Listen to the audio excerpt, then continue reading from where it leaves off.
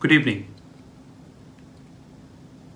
This is Rahul Magan here as a Group Chief Executive Officer, Treasury Consulting, and also a venture capitalist. As we speak, Treasury Consulting is a multinational headquartered group. आज हम बात करेंगे एक ऐसे topic पे जो कि बहुत हॉट है, एक ऐसा टॉपिक जो अब मल्टी डायमेंशनल होता जा रहा है. So let's take an example. आज रशिया यूक्रेन वॉर को 50 डेज से ज्यादा हो गए और रशिया ने यूक्रेन में अपनी पूरी ताकत लगा दी. फिर चाहे वो आर्टिलरी यूनिट्स हो, फिर चाहे वो मिसाइल्स हो, चाहे वो आई वुड से उनके टैंक्स हो, फिर चाहे वो उनकी आर्टिलरी यूनिट हो, फिर चाहे वो उनके सोल्जर्स हो, यहाँ तक कि एक मीडिया रिपोर्ट के हिसाब से एलाइट फोर्सेस.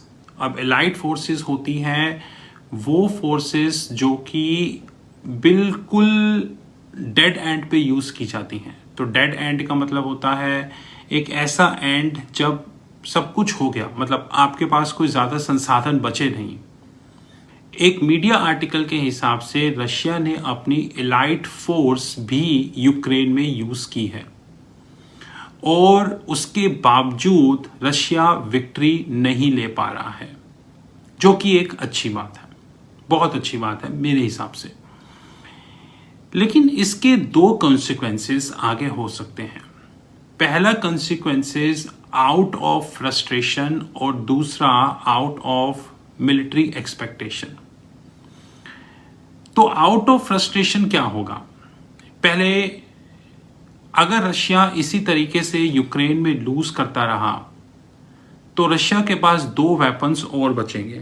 पहला, रशिया केमिकल वेपन का यूज कर सकता है या न्यूक्लियर वेपन का यूज कर सकता है.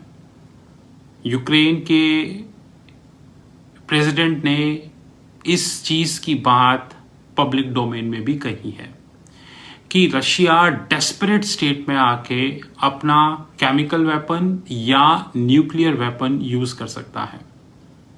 अगर ऐसी कोई इवेंचुअलिटी होती है तो उस केस में स्पेशली केमिकल वेपन या nuclear weapon, either of that, तो उस स्टेट में इसका इम्पैक्ट पूरी दुनिया की फाइनेंशियल हेल्थ, फाइनेंशियल मार्केट्स और मेंटल हेल्थ पे पड़ेगा. एग्जाम्पल, वर्ल्ड वॉर में जापान, हिरोशिमा, नागासाकी, हम सब ने हिस्ट्री में ये एग्जाम्पल्स पढ़े. लेकिन आज तक उस न्यूक्लियर बम के जो इम्पैक्ट हैं वो वहाँ की जनरेशन में आते हैं आज तक, जबकि इस चीज़ को नियर अबाउट 50 ईयर्स से ज़्यादा हो गए. और ऐसे कई इंसिडेंट्स हैं दुनिया में जहाँ पे न्यूक्लियर वेपन का इस्तेमाल हुआ और कितनी जनरेशन्स उसको फेस कर रही हैं, क्योंकि पुतिन पे ज़बरदस्त सैंक्शंस लग रहे हैं. फिर चाहे वो यूएस हो, फिर चाहे वो यूरोप हो, यूरोपियन यूनियन हो, चाहे वो अलग अलग कंट्रीज हो, सिंगापुर हो या अलग अलग कंट्रीज, सब ने पुतिन पे सैंक्शन लगाए हैं सिवाय एक को छोड़ के, वो है चाइना. और चाइना और पुतिन की कितनी गहरी दोस्ती है ये तो सबको ही पता है. तो अब मोटी बात ये है कि अगर आउट ऑफ फ्रस्ट्रेशन पुतिन ने केमिकल या nuclear weapon, either of that, का यूज किया तो उस केस में ग्लोबल फाइनेंशियल मार्केट को मेल्ट डाउन होने से कोई नहीं रोक पाएगा. हाँ, इवेंचुअलिटी वो रिकवर हो जाएगी, प्रोबेबली कितने समय में रिकवर होगी ये पता नहीं. लेकिन अगर ये न्यूज़ फ्लैश हुई कि रशिया ने केमिकल वेपन का यूज़ किया तो उसको उस इवेंचुअलिटी को तो कोई रोक नहीं पाएगा और उसका इम्पैक्ट पूरी दुनिया में होगा. तो कोई भी स्पेशल कंट्री को स्पेशल स्टेटस तो मिलेगा नहीं, ये भी एक फैक्ट है. और अगर मैं इंडिया की बात करूं तो पिछले 6 महीने में, यानी कि मार्च 2022 एंडिंग, फॉरेन पोर्टफोलियो इन्वेस्टर्स ने 1.5 लाख करोड़ यानी कि नियर अबाउट 1.5 ट्रिलियन विड्रॉ किए हैं या सेल आउट किए हैं। यानी कि एक पब्लिक इंफॉर्मेशन के हिसाब से फॉरेन पोर्टफोलियो इन्वेस्टर्स ने पिछले 6 महीने में 1.5 trillion Indian rupees worth of equities sell करी हैं। अब अगर रशिया केमिकल या न्यूक्लियर वेपन का यूज करता है तो इसका इंपैक्ट इंडियन मार्केट्स पे भी डेफिनेटली पड़ेगा। और भारत की मीडिया तो इतनी ज्यादा करप्ट हो चुकी है कि वो कभी भी इन्वेस्टर्स को इसके रिगार्डिंग वार्न नहीं करेगी। मैं आप सबसे सिर्फ इतनी रिक्वेस्ट करना चाहता हूं कि रशिया यूक्रेन वॉर ओवर नहीं हुई है। ये वॉर किसी भी डायरेक्शन में मूव हो सकती है आज के समय में, और इसके नेगेटिव डायरेक्शंस में जाने के चांस ज़्यादा हैं ना कि पॉजिटिव डायरेक्शन में। क्योंकि मुझे अच्छे से याद है कि आज से 15-20 दिन पहले एक आर्टिकल इंटरनेट पे फ्लैश हुआ था, जिसे कि मैं रेगुलरली पढ़ता रहता हूं हर आर्टिकल को। उसके हिसाब से एक उस आर्टिकल ने ये डेडलाइन दी थी कि 15 अप्रैल तक रशिया विड्रॉ कर लेगा। 15 तो हो गई, रादर अब 18 हो गई, और मुझे विड्रॉ वाले सीन तो गई दिख नहीं रहे। तो गाइस बहुत ध्यान से चलें, और गलती से अगर रशिया यूएस क्लैश हो गया, क्योंकि बाइडेन यूक्रेन को वेपन्स, कैश या जो भी नेसेसरी चीजें होती हैं वो भेज रहा है। नाटो ऑलमोस्ट डिसफंक्शनल है, यूएन जनरल असेंबली वो भी डिसफंक्शनल है, यूएन सिक्योरिटी काउंसिल वो भी डिसफंक्शनल है। डिसफंक्शनल का मतलब एक ऐसी संस्थाएं जिनका होना या ना होना एक बराबर है। वैसे अगर हम ध्यान से देखें तो रशिया यूक्रेन वॉर ने एक बहुत अच्छी चीज हमें सिखाई है। वो ये, जिसे मैं पिछले कई सालों से अपने यूट्यूब चैनल और पब्लिक डोमेन में कह रहा हूं कि ये जो संस्थाएं ऊपर बैठी होती हैं, जो कि जिनके दम पर हम ये सोचते हैं कि हम सुरक्षित हैं, वो संस्थाएं नाम मात्र की होती हैं। रशिया यूक्रेन पे अटैक कर रहा है, फिर चाहे वो नाटो हो, यूएन जनरल काउंसिल हो, यूएन सिक्योरिटी काउंसिल हो, यूनाइटेड स्टेट्स हो, यूनाइटेड किंगडम हो, इन्होंने कुछ नहीं किया।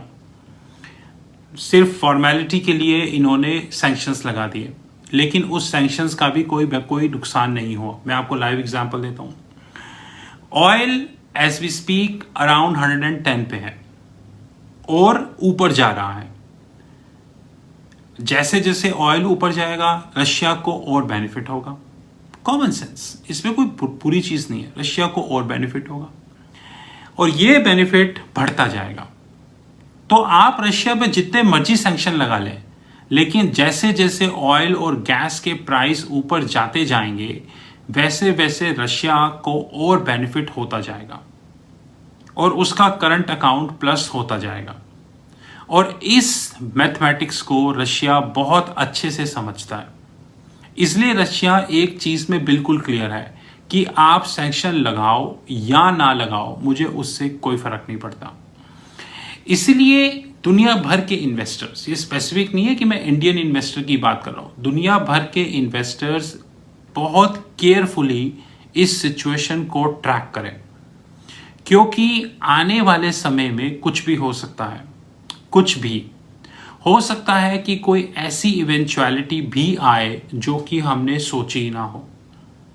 यह भी हो सकता है, क्योंकि आज अगर पुतिन ने कोई भी मिसस्टेप लिया, जिसकी प्रोबेबिलिटी है, लेट इट बी ऑनेस्ट, तो उसके डीप एंड डायर कॉन्सिक्वेंसेस होंगे।